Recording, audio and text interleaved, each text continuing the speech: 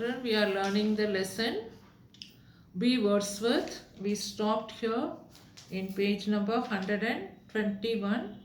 We'll continue that lesson. B. Wordsworth claimed himself as the greatest poet and brother of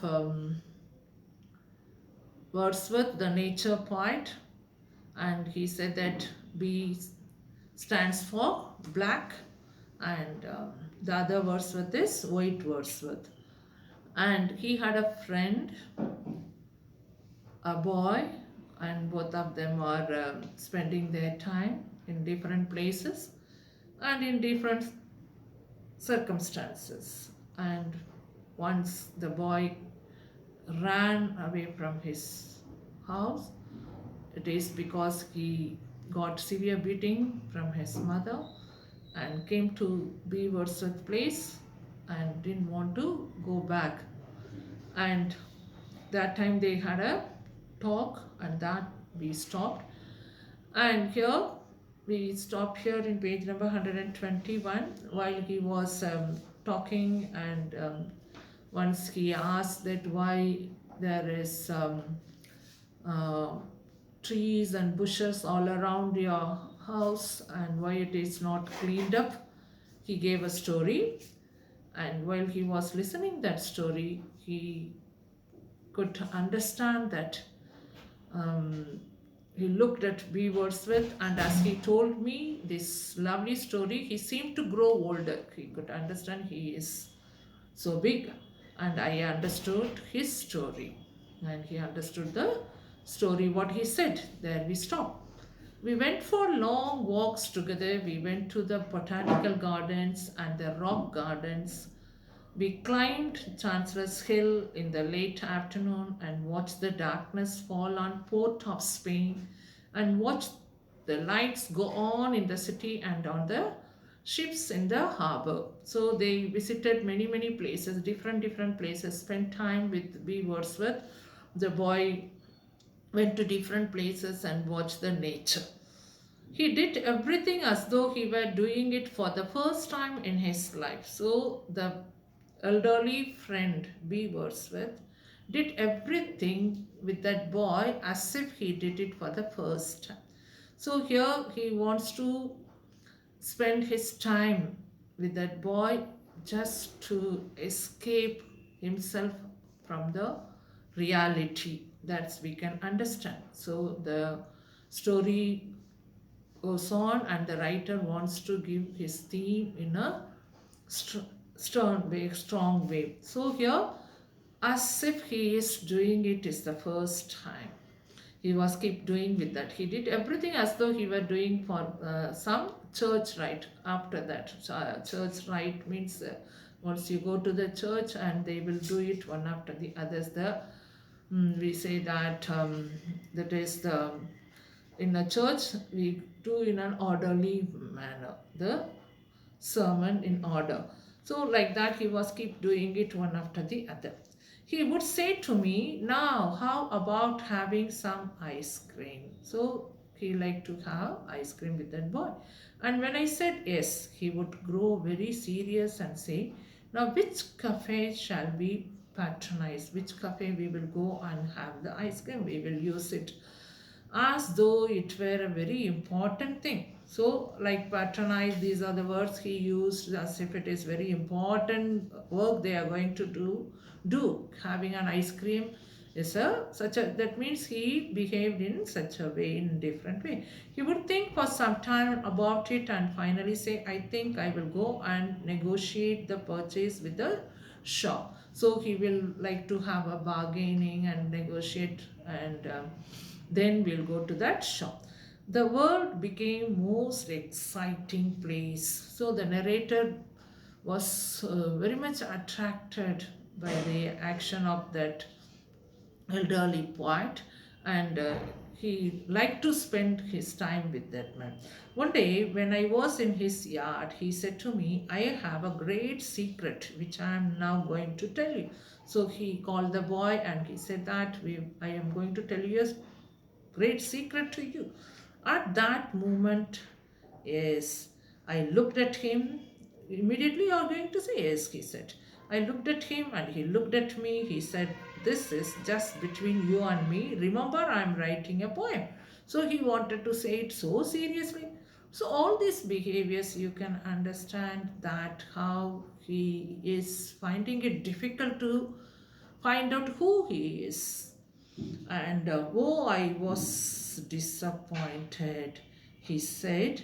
But this is a different sort of poem. So I am going to write a different sort of poem. This is the greatest poem in the world. So I'm going to write a greatest poem in the world. So he is not understanding who is he. First, he claimed himself as B. Wordsworth. Equally, he thought himself as a well known poet, Wordsworth, the nature poet. And he called himself and he claimed himself as a great poet. Now he wants to say that I'm going to write a greatest poem. So, the identity, looking for the identity.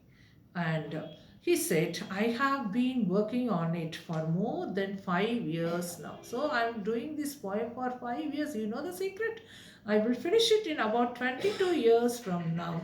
That is, if I keep on writing at the present rate, if I keep on writing in the same speed, I will finish it in 22 years. So he started writing for past year 5 years he is doing, and he will finish it after 22 years. You does write a lot then, so you do write a lot then. He asked, the narrator asked, he said, not anymore, I just write one line a month, but I make sure it is good line. So I take time, I use such a line, I write such a poem and with the deep meaning. So 1 month I will write only one line. I asked what was last month's good line.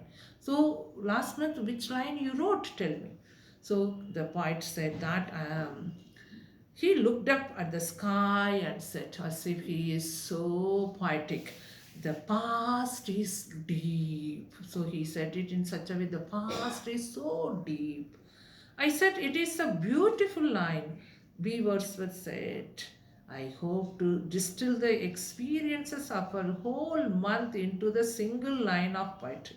So he want to filter it, distill it, and make it one line for a month to make the poem very perfect. So, in 22 years, I shall have written a poem that will sing to all humanity. So, for the whole humanity, I will write the poem in 22 years. I was filled with wonder. Our walks continued. We walked along the seawall at dockside. So, again, whenever he meets him, he takes him to different places.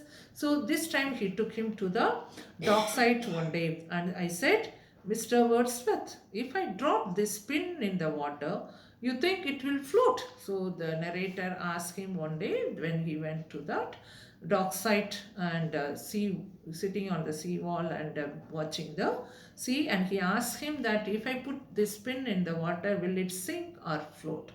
He said, this is a strange world. This world is strange, different world. Drop your pin and let us see what will happen. The pin sank. So he put the pen in the water and the pen sank.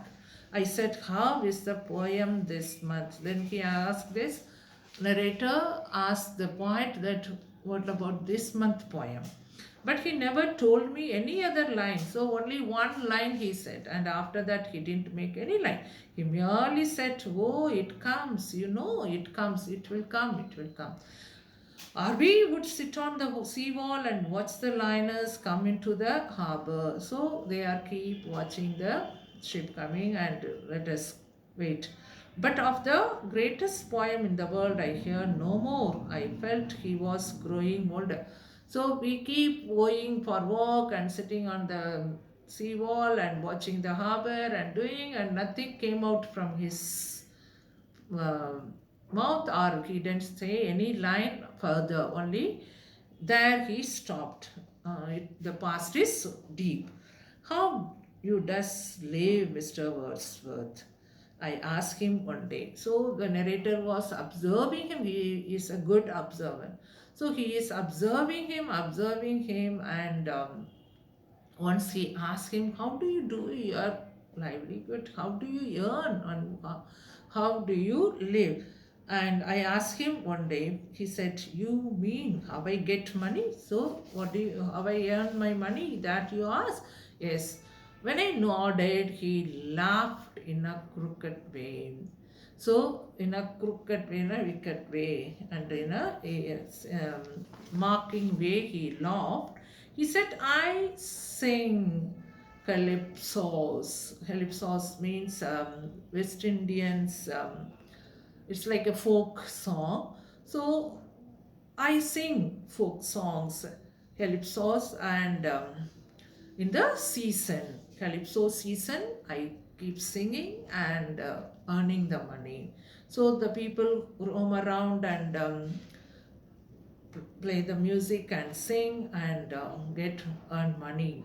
So that way I earn money, and that lasts you the rest of the year. So that money I keep it in the season. One season I keep singing and earning money, and I preserve that, and for a year I will use it. It's enough. It is enough. The narrator asks, is it enough for you to have it for a 1 year? But you will be the richest man in the world when you write the greatest poem. So he was keep reminding the little boy who is without any cunning and very innocent way. He asked, then if you write that poem, greatest poem, then you will learn a lot. He didn't reply. He did not give. One day, when I went to see him in his little house, I found him lying on his little bed. He looked so old and so weak that I found myself wanting to cry. So the days passed and passed and passed. Many visits, many things discussed, and many things shared, and talked and spent time with him for days and days and years. And one day, what happened when he went to see him, he became very weak and he was lying on the cot bed.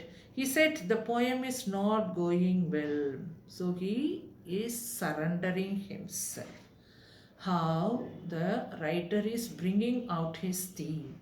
A man who is in the world of identity, the crisis of identity. The many people are in that condition, and they have their own thinking and they want to do something in their life. So the identity crisis very common in these days. So that time of uncertainty of their life and full of confusion. So here the man who claimed himself as B. Wordsworth is in full of confusion and coming to the confession here, and which is he is in a confused mood, and his sense of identity becomes insecure. He felt insecure, and he had a friend companion of a boy, and he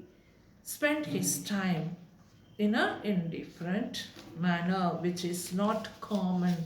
So here he was so sick, and he said that I'm not going well. The poem is not going well. He wasn't looking at me, he was guilty. That B. Wordsworth is feeling guilty. He was looking through the window at the coconut tree, and he was speaking as though I wasn't there. He was not looking at me and talking to me. He is looking at somewhere and talking. He was not in a position to have an eye contact with me. He said, when I was 20, I felt the power within myself. In 20, he had that eager and also what you can say wanted to become a poet in his age of 20. Then almost in front of my eyes, I could see his face growing older and more tired. So when he was telling, he could, the narrator could feel that he is becoming very old. He said, but that was a long time ago. 20 when I was, now that is long time ago. I wanted to, but I he could not reach that. And then I felt it so keenly. It was as though I had been slapped by my mother. So when I was the narrator was looking at him, he became older and older, and as if he got a slap from his mother. That means he got a heavy blow. And I could see it clearly on his face. It was there for everyone to see. Death on the shrinking face, the end of his life. He reached to his end of his life. He looked at me and saw my tears and sat up. So this narrator started crying, to seeing the poor and pathetic condition of his companion B. Wordsworth.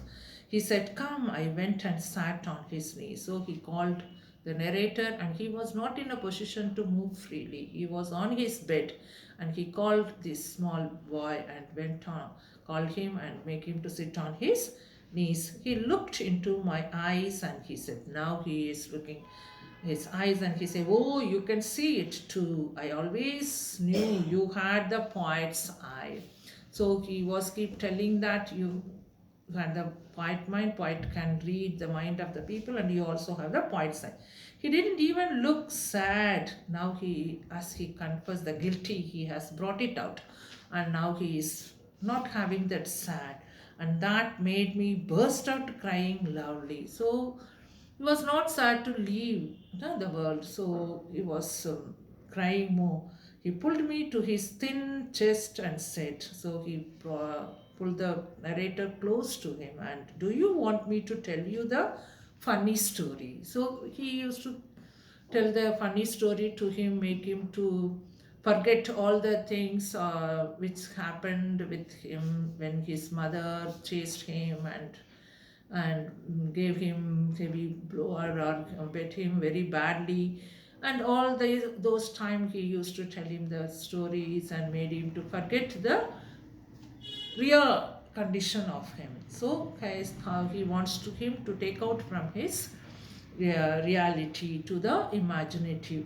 So, and here also he is wanting him to say a funny story, and he smiled encouragingly at me, but I couldn't reply. But he was in a very upset mood, and he didn't reply to him. He just looked at him, and that B. Wordsworth started telling the story. He said, "When I have finished this story, I want you to promise that you will go away and never come back to see me. Do you promise?" So he is getting that promise from the little boy that after I tell the story, you will leave this place and never you will come again to see me. So he promised, and I nodded. He said, "Good. Well, listen. That story I told you about the boy poet and the girl poet, do you remember that? That wasn't true. It was something I just made up. All this talk about poetry and the greatest poem in the world, that wasn't true either. Isn't that the funniest thing you have heard?" So he has confessed that everything what I said about the boy and the girl poet, and the story about the girl's death, and the poem which I am writing, the greatest poem, and all these things are not true. So he had that time of confusion. So he was escaping from his identity, that means reality. So he had made all this story and told this boy. But his voice broke. I left the house and ran home crying like a poet for everything I saw. So I could see all the thing what happened. So with him, so I cried and ran unto my place. I walked along Alberto Street, the place where that poet lived, B. Wordsworth lived. A year later, but I could find no sign of the poet's house. It had vanished just like that. It had been pulled down, and a big two-storied building had taken its place. The mango tree and the plum tree and the coconut tree had all been cut down, and there was brick and concrete everywhere. It was just as though B. Wordsworth had never existed. So the place where he lived was pulled down, and building they built there, and he was no more there. So he had never existed there. So this is the end of the story. So what happened here? The writer want to give a thought of that. That means escapism, escapist. Here that narrator is the escapist, and the world of and identity and escapism is the main theme of this story. So the people are very much going out of their reality. It is, and living in their imaginative world. Once they go through that crisis of identity. So many people want to become some, and when they fail to do so, they go into that kind of situation. So when the element of escapism is very strong through the narration, how he was um, confessing his failure and allowed the boy to go. So he said that never you will come back. So, and he wants that boy to go out and discover the reality. The world which he is living is not in a reality. He is full of in an imaginative, and he wants that boy not to experience the same problem which he is having and become what he never was. So he wants the boy to live in the real world. He did not want the boy to share the same kind of uncertainty in his life. So he is wanting that boy to be freed from the world of imaginary and to face the reality. To one should face the reality. If you are not achieving something, you have to come to the reality who you are and want to live the world. So the world is at present, the story is also very opt for this, very much fit for this kind of people who are living in this world. So this is the story, Weavers, and the writer has clearly brought out through this imaginary story. So escapism and identity of crisis of identity in this world.